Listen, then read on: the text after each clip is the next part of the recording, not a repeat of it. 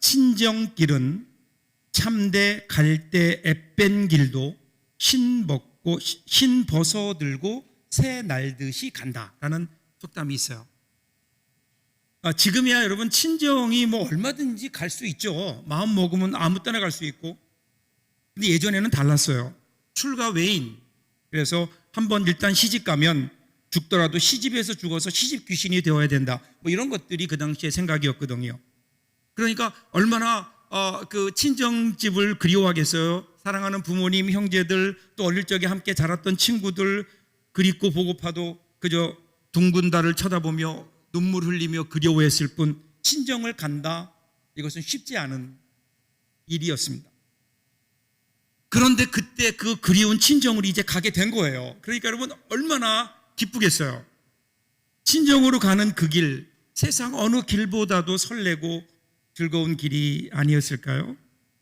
참대와 갈대밭을 지나면 무슨 말일까? 신발을 제대로 신어도 발을 베기가 십상이에요. 그런데 마음이 얼마나 기쁜지 발이야 베든 말든 신을 벗어들고 빠르게 가고 싶은 마음에 새가 날듯이 간다고 했으니까 친정을 찾는 여인의 기쁨이 눈물겹게 배어있는 말이죠. 가는 길이 멀고 험해도 사랑하는 사람들이 있는 그리운 친정을 가는 길이기에 거기로 가는 그 여인의 발걸음은 가장 신나고 행복한 발걸음인 겁니다. 올 한 해를 시작하면서 여러분들의 발걸음은 어떤가요? 올 한 해를 걸어가는 여러분의 발걸음 속에는 소망이 있고 기쁨이 있을까? 이런 발걸음이면 좋겠는데 힘들고 어려워도 올 한 해가 만만치 않고 힘든 일도 있고 어려운 일도 있고 통과해야 될 많은 일들이 있어 보이지만 그럼에도 불구하고 우리가 이 소망의 발걸음으로 걸을 수 있다면, 신나게 걸을 수 있다면, 그러면 우리 그 인생은 그 자체로 행복하지 않을까요? 어떻게 그럴 수 있을까? 오늘 말씀을 통해서 하나님이 우리에게 주시는 그 은혜를 같이 나눌 수 있기를 바랍니다. 자, 이제 이런 한 달 동안 우리가 신명기를 읽을 거예요. 신명기. 이 신명기라는 이름의 뜻이 뭘까? 신명기 앞에 신자가 무슨 신자일까요? 보통 우리 생각은 그 하나님 할 때 그 귀신 신자를 쓰지 않을까 그렇게 생각하거든요. 또 어떤 분은 그런 사람도 있어. 또 성령을 물어봤더니 매울 신자가 아닐까. 근데 사실은 매울 신자는 아니고요. 펼칠 신자예요. 이 펼친다라는 말은 되풀이한다, 재차, 다시 그런 뜻이에요. 그러니까 신명기라는 말의 의미는 뭐냐면요. 하나님이 지금까지 주셨던 명령들, 그것들을 다시 되풀이한다, 그런 뜻이에요. 그러니까 그동안 하나님께서 출애굽한 이스라엘 백성들에게 출애굽기, 민수기, 레위기에서 주셨던 하나님의 율법들이 있어요. 그 율법들을 모세가 이제 가나안에 들어가기 전에 이스라엘 백성들을 향해서 요약해서 한 설교, 되풀이해서 하는 설교, 그 설교가 신명기인 거예요. 신명기. 그래서 신명기를 보면요, 모세가 지나온 과거를 회고하는 내용으로부터 시작합니다. 시내산에서 하나님께서 우리에게 하셨던 약속들, 언약들, 우리에게 주셨던 그 언약, 율법들, 그리고 가데스 바네아에서의 이스라엘 백성들의 불순종, 그로 인해서 이스라엘 백성들은 40년 동안 광야 생활을 할 수밖에 없었고 이러한 지나온 삶을 돌이키면서 모세가 내리는 결론이 있어요. 그것이 바로 오늘 우리가 읽었던 23절 바로 한 절 전에 나오는 22절이에요. 22절에 이렇게 돼 있어요. 너희는 그들을 두려워하지 말라. 너희의 하나님 여호와께서 친히 너희를 위하여 싸우시리라 하였노라. 이게 지난 그 모세가 내리는 지금까지의 이스라엘 여정의 결론이에요. 그러니까 지금까지 인도해 오신 하나님께서 앞으로의 삶도 분명하게 인도하실 것이고 결국은 승리하게 하실 것이다. 이것이 결론이라고요. 그리고 오늘 본문이 시작돼요. 23절, 24절입니다. 그때에 내가 여호와께 간구하기를 주 여호와여, 주께서 주의 크심과 주의 권능을 주의 종에게 나타내시기를 시작하였사오니 천지간에 무슨 신이 능히 주의 행하신 일, 곧 주의 큰 능력으로 행하신 일 같이 행할 수 있으리까. 그때라는 단어는 지금 바로 그때 하나님께서 인도해 주신 하나님의 은혜를 생각하는 거예요. 그러니까 그때의 모세의 마음속에 뭐가 있을까요? 하나님을 향한 감사가 있죠. 지금까지 인도해 주신 하나님, 광야에서 승리케 하신 하나님의 은혜에 대한 감사, 그리고 찬양. 그래서 모세는 하늘과 땅에 하나님 같은 분이 없다. 즉 이 세상에 하나님같이 큰 일을 행하시며 그렇게 우리를 인도하시는 그 신이 또 있겠느냐? 없다라는 거예요. 그래서 모세는 백성들과 하나님의 위대하심을 찬양해요. 한 해를 시작하면서 우리가 무엇으로 시작할 수 있을까? 그러면 지난 우리의 삶을 돌아보며 삶을 지켜주신 하나님, 그리고 그 하나님께서 이루어 가실 또 다른 하나님의 인도하심, 그것을 생각할 때 우리에게는요 기대와 감사가 있고요, 기대와 감사로 인한 찬양으로 오늘 한 해를 시작할 수 있다면 우리는 시작을 잘하는 걸 겁니다. 지금까지 인도해 주셨던 하나님, 그 하나님의 은혜로 새로운 한 해를 바라보는, 그러면서 모세 마음속에는요 어떤 마음이 있었냐면, 하나님 이 영광을 좀 더 누리면 안 될까요? 하나님 조금 더 내가 이 일을 조금 더 누릴 수는 없을까요? 25절 보세요. 구하옵나니 나를 건너가게 하사 요단 저쪽에 있는 아름다운 땅, 아름다운 산과 레바논을 보게 하옵소서 하되. 지금 무슨 기도냐면 자기도 이스라엘 백성들과 함께 요단 서편에 있는 가나안 땅에 들어가게 해달라는 거예요. 요단강을 건너서 가나안 땅에 들어갈 수 있게 해달라고 하나님께 기도하는 거예요.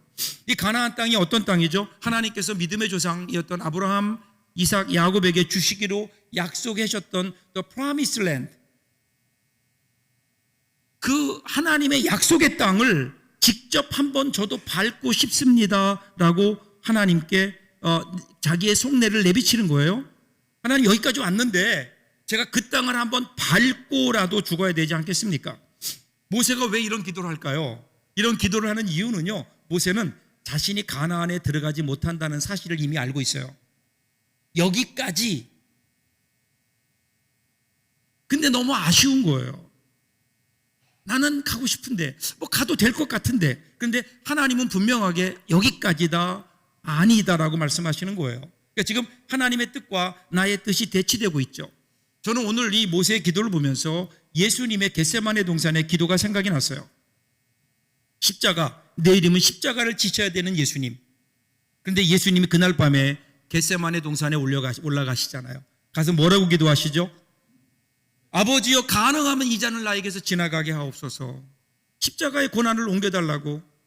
예수님 이미 알고 계셨잖아요. 십자가를 지셔야 된다는 사실을 이미 알고 계셨어요. 십자가를 지심으로 하나님께서 이 땅에 새로운 구원의 역사를 이루어 가신다를 알고 계셨어요. 그럼에도 불구하고 예수님, 인간으로 오신 예수님은 하나님 앞에, 하나님 가능하면 이 잔을 나에게서 옮길 수 있겠습니까? 지금 모세가 그런 심정 아닐까요? 알고 있어요. 하나님 제가 여기까지인 거 알고 있어요. 그런데 하나님 그래도 한 번 더 생각해 주시면 안 되겠습니까? 하나님의 뜻과 모세의 그 바람이 서로 대치되고 있어요. 여러분, 물론 하나님은요 우리의 뜻을 중요하게 생각하세요. 하나님은 우리 뜻과 상관없이 하나님 뜻대로 모든 것을 그냥 하나님 마음대로 끌어가는 분이 아니에요. 다시 말하면 우리의 뜻과 소원을 하나님께 기도하고 하나님의 도우심을 구하는 것이 절대로 잘못된 것이 아니라는 거예요. 우리는 구해야 돼요. 예수님 말씀하셨잖아요. 구하라, 그러면 주실 것이요. 찾으라, 찾을 것이요. 문을 두드리라, 그러면 너에게 열릴 것이다. 그래서 우리는 우리가 당한 문제들, 우리가 당한 여러 가지 문제들을 하나님 앞에 내어놓고 기도하는 것, 그리고 그렇게 이루어 달라고 하나님께 조르고 기도하는 것, 우리 하나님이 원하세요. 기뻐하세요. 자, 그런데 우리의 기도가 여기에서 그치지 말자는 거예요. 정말 성숙한 사람의 기도는 자기의 뜻을 구해서 자신의 뜻을 이루는 것에 머무르지 않아요. 여러분, 우리 삶이 그냥 내가 원하는 것만 하나님께 구해서 내가 원하는 대로 이루어지는 것만으로 여러분 우리 삶이 충분히 행복할까요? 올 한 해 동안 여러분이 원하는 대로, 여러분이 원하는 뜻대로 우리 삶이 이루어지면 올해 한 해를 정리할 때 정말 우리 마음속에 기쁨이 있고 행복이 있을까? 나의 뜻을 이루는 것도 중요하지만 하나님 그러나 내 뜻대로 마시고 아버지 뜻대로 앞서서 그래서 하나님의 뜻대로 이루어지는 것을 기뻐할 수 있다면 그렇게 이루어질 수 있다면 여러분 올 한 해가 내가 원하는 것이 이루어지는 한 해와 하나님께서 나를 통하여 이루기를 원하는 것이 이루어지는 한 해 어느 쪽이 더 여러분에게 행복할까요? 이 땅에 내 뜻이 이루어지는 것도 우리가 기도해야 되지만 그러나 내 뜻보다는 이 땅에 하나님의 뜻이 나의 삶 속에 나의 가정에 우리 교회 안에 하나님의 뜻이 이루어지기를 원합니다. 여러분 이 기도가 올 한 해 동안 저와 여러분들에게 있기를 바랍니다. 그러니까 하나님 뭐라고 말씀하세요? 26절 보세요. 여호와께서 너희 때문에 내게 진노하사 내 말을 듣지 아니하시고 내게 이르시기를 그만해도 족하니 이 일로 다시 내게 말하지 말라. 지금 모세가 그때를 회고하면서 이야기하는 거예요.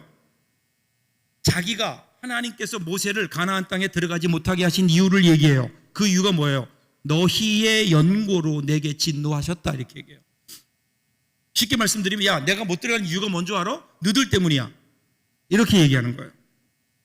근데 과연 왜 그럴까요? 왜 그 사람들 때문에 못 들어간다고 모세가 지금 얘기하고 있을까요? 어떤 일이 있었죠? 민수기 20장에 보면 이 사건이 나와요. 신광야라고 하는 광야에 그 무리바라는 곳에 이르렀는데 백성들이 먹을 물이 없어요. 며칠 굶으니까 사람들이 이제 다 난리가 난 거예요. 모세와 아론을 찾아와서 원망하고 불평하고 협박해요. 단지 목이 마르니까 물을 주세요라고 하는 불평이 아니라 근본적으로 불신앙해요. 왜 우리가 이집트에서 잘 살고 있었는데 우리를 꼬여서 여기까지 데리고 나와서 우리를 물도 못 마시고 광야에서 죽게 하느냐? 여기에는 무화과도 포도도 석류도 없고 마실 물도 없는데 왜 우리를 가나안 땅에서 우리를 데리고 나왔느냐? 여러분 이것은요 하나님의 인도하심에 대한 아주 구체적인 그 반항이잖아요. 불신이잖아요. 그래서 그가 하나님 앞에 기도했고 하나님께서 말씀하시는 거예요. 민수기 20장 8절이에요. 지팡이를 가지고 내 형 아론과 함께 회중을 모으고 그의 목전에서 너희는 반석에게 명령하여 물을 내게 하라. 내가 그 반석이 물을 내게 하여 회중과 그들의 짐승에게 마시게 할지니라.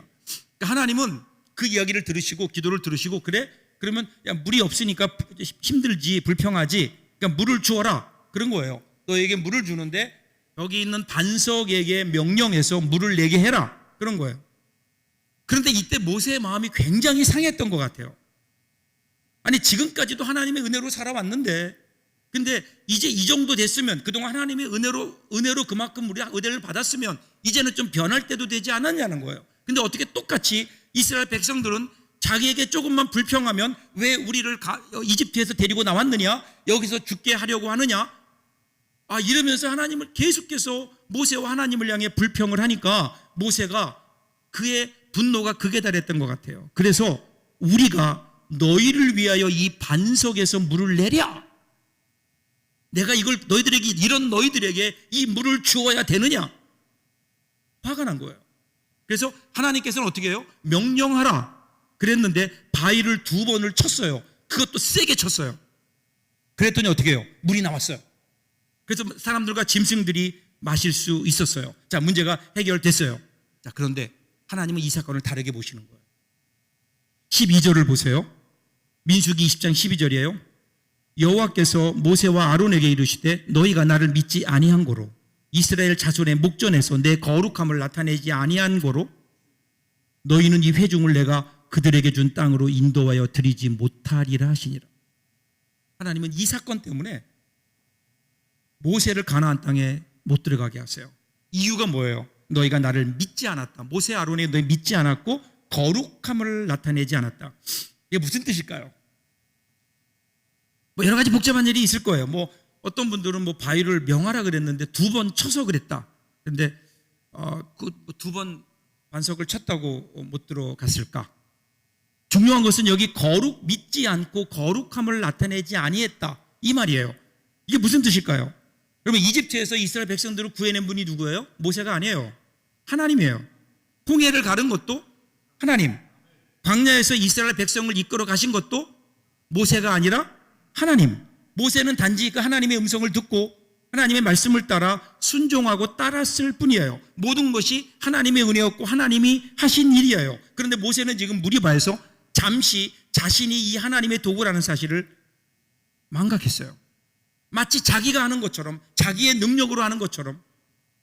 하나님께서는 그렇게 부르짖는 이스라엘 백성들을 불쌍히 여기셔서 그들에게 물을 주시려고 하는데 모세는 그 앞에서 뭐라 그래요? 너희들은 이 물 먹을 자격도 없다라는 거예요. 모세에게는요, 반석에서 물을 내거나 아니면 내지 않거나 할 선택권이 없어요. 능력도 없어요. 하나님 뜻대로 그냥 행하면 되는 거예요. 그런데 주인이신 하나님의 뜻에 반하는 행동을 했어요. 하나님께서는 백성들을 불쌍히 여기셔서 물을 마시게 하시고 이를 통해 하나님의 거룩하심을, 하나님의 자비하심을 나타내려고 하셨어요. 그런데 모세와 아론은 마치 자기에게 이 권능이 있는 것처럼 그렇게 말하고 하나님의 판단이 아니라 자기의 판단을 따라 자기의 감정을 따라 지팡이로 2번이나 바위를 친 거예요. 그러니까 쉽게 말씀드리면 이거예요. 야, 이거 먹고 떨어져라, 이런 거예요. 하나님의 거룩함이 나타나지 않았어요. 하나님의 뜻이 나타나지 않았어요. 그래서 모세는 가나안에 들어가지 못한 거예요. 가나안에 들어가려면 하나님 우리에게 보여주시는 게 이거예요. 가나안에 들어가려는 사람들의 조건이 뭔가? 그것은 하나님의 뜻을 따라 살아가는 거예요. 더군다나 지도자 모세예요. 만일에 지도자인 모세가 그 결정을 잘못하게 되면 모세 하나의 결정으로 끝나지 않고 이스라엘 백성 전체가 그 책임을 같이 져야 되는 거예요.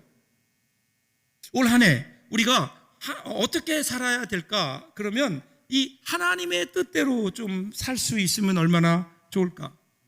내 뜻이 아니라 내 뜻 내세우기 앞서서 내 계획보다는 과연 나를 향한 하나님의 뜻이 무엇일까? 이러한 것들을 생각하며 올 한 해를 살 수 있다면 우리 가운데 이루어 가시는 하나님의 그 역사하심을 볼 수 있지 않을까요? 그런데 사실이요, 모세의 사명은 여기까지였어요. 처음부터. 출애굽기 3장 10절을 보세요. 같이 한번 읽어볼까요? 3장 10절이요. 이제 내가 너를 바로에게 보내요. 너에게 내 백성 이스라엘 자손을 애굽에서 인도하여 내게 하리라. 하나님께서 시내산에서 모세를 처음 만났을 때 하신 말씀이에요. 처음부터 어디까지예요?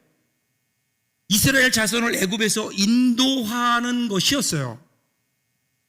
여러분, 아무리 위대한 하나님의 사람이라도 자기에게 맡겨진 사명에는 한계가 있어요. 누구에게나 거기까지 선이 있어요. 이 선을 넘으면 안 돼요. 이것을 인정하고 자신이 내려올 때가 되면 겸손하게 내려올 수 있는 것이 믿음이에요. 내가 해야 될 일이 있고 해서는 안 될 일이 있는 거예요. 내 열심으로 그냥 선을 넘을 때 그때 여러분 거기에서 분쟁이 발생하는 거죠. 그래서 하나님께서 27절에서 이렇게 말씀하세요. 너는 비스가 산 꼭대기에 올라가서 눈을 들어 동서남북을 바라고 내 눈으로 그 땅을 바라보라. 너는 이 요단을 건너지 못할 것임이니라. 하나님께서 뭐라고 말씀하시는가 하면요, 너는 여기까지야 그러면서 그런데 가서 구경은 해. 그러니까 하나님이 들어가고 싶다니까 하나님이 야, 그러니까 그냥 가서 보기만 해라. 눈으로 보기만 하고 그리고 들어가면 안 된다. 뭐 이런 하나님의 마지막 배려일까요? 여러분, 하나님은 왜 그 땅을 보여주셨을까요? 제가 성지순례 가서 그 모세의 그 자리에 섰어요. 그 자리, 지금도 거기 하면 그 모세의 기념교회가 있고요. 그 위에 언덕에 서서 멀리 요르단을 건너서 이제 가나안 땅을 바라봤어요. 놀라운 사실은 저의 눈에는 그냥 땅이었어요. 광야나 가나안이나 그냥 땅이에요. 그런데 그냥 땅이 소중한 이유가 뭐예요?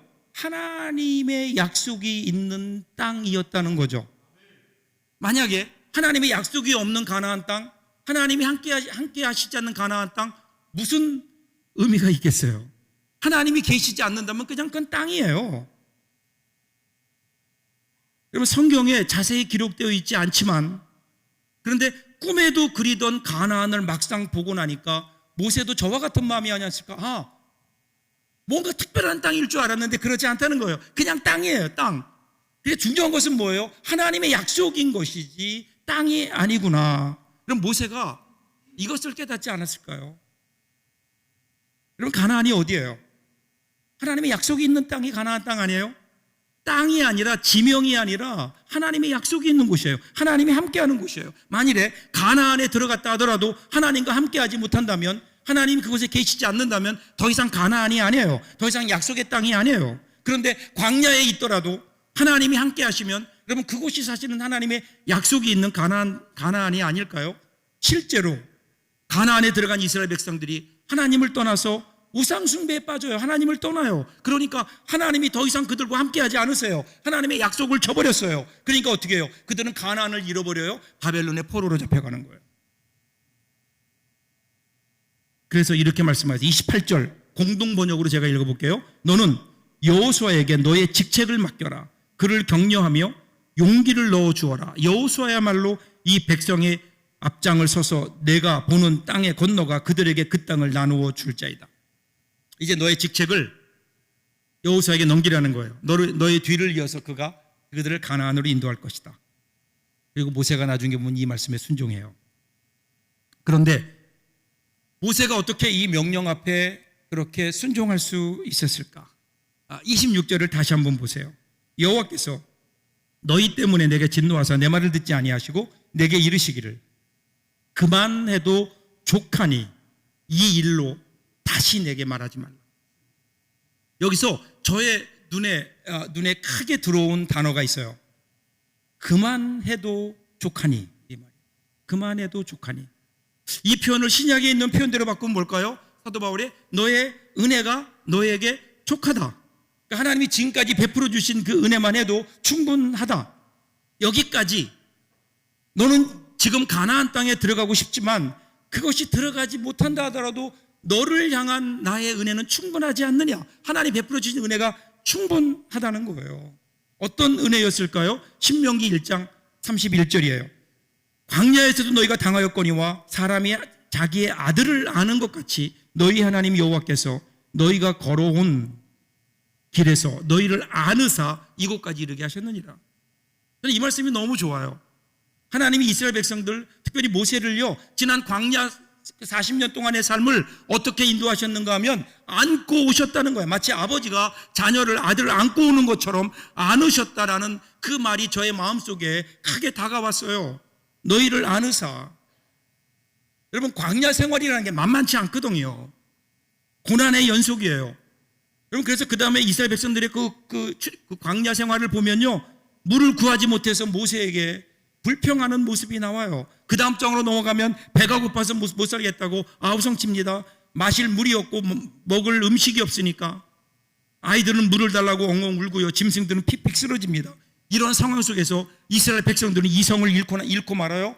정말 그러다가는 모세를 향해 돌을 던질 것 같은 그뿐인가요? 그냥 한 곳에 살면 괜찮겠는데 광야가 그런 거 아니잖아요. 며칠에 한 번씩 천막을 걷었다 쳤다. 그것도 예고도 없이 하나님의 구름기둥과 불기둥이 움직이면 따라가야 되는 거예요. 언제 끝날지 모르는 이 고난의 연속.